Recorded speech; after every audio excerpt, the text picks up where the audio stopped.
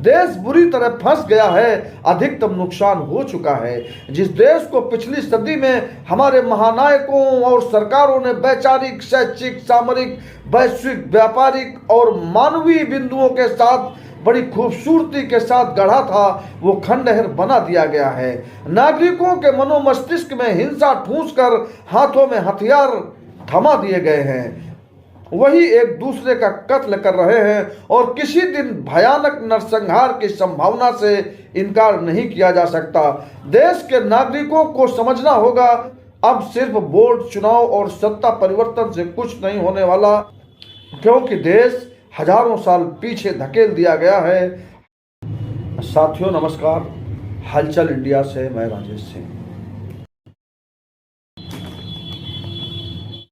देश इस समय दो वर्गों में विभाजित हो गया है। एक वर्ग है जो देश और संविधान को बचाने की बात कर रहा है, दूसरा वर्ग हिंदू राष्ट्र के नाम पर अंधभक्ति में डूबा हुआ है। अब सवाल यह है कि देश और संविधान को खत्म कौन करना चाहता है, तो उसका उत्तर यह है कि जो लोकतंत्र को खत्म करना चाहता है और सामंतवादी, पूंजीवादी, फांसीवादी व्यवस्था को लागू करना चाहता है। और ये काम कर रहा है राष्ट्रीय स्वयंसेवक संघ और उसके आनुषंगिक संगठन। उन्हीं का राजनीतिक चेहरा है भारतीय जनता पार्टी, जो संयोग से सत्ता में है। आपको दिखाई नहीं पड़ता? धर्म के नाम पर, जाति के नाम पर, हिंदू राष्ट्र और राम के नाम पर समूचे देश को बारूद के ढेर पर खड़ा कर दिया गया है। समाज को हिंसक बना दिया गया है। शिक्षा, स्वास्थ्य, रोजगार, सुरक्षा, किसी चीज की गारंटी नहीं है। सिर्फ एक गारंटी बची है, मोदी की गारंटी। इन सब पर बात नहीं होती।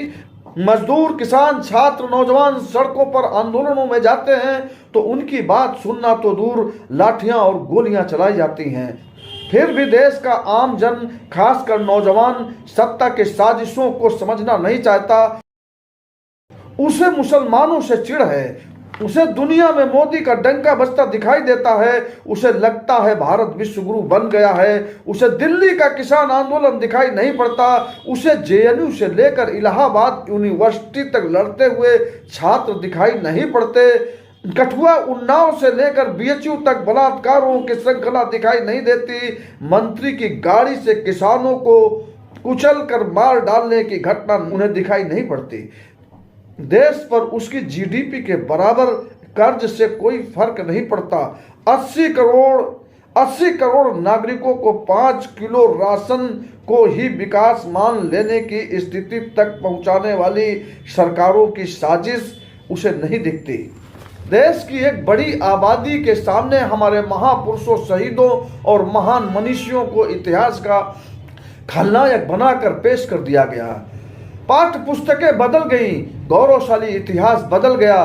देश भुखमरी में दुनिया भर में अपना नाम रोशन कर रहा है। Startup India, stand up India जैसे खोखले नारे, जुमले इनकी समझ में क्यों नहीं आता? देश बुरी तरह फंस गया है, अधिकतम नुकसान हो चुका है। जिस देश को पिछली सदी में हमारे महानायकों और सरकारों ने वैचारिक, शैक्षिक, सामरिक, वैश्विक, व्यापारिक और मानवीय बिंदुओं के साथ बड़ी खूबसूरती के साथ गढ़ा था, वो खंडहर बना दिया गया है। नागरिकों के मनोमस्तिष्क में हिंसा ठूंस कर हाथों में हथियार थमा दिए गए हैं।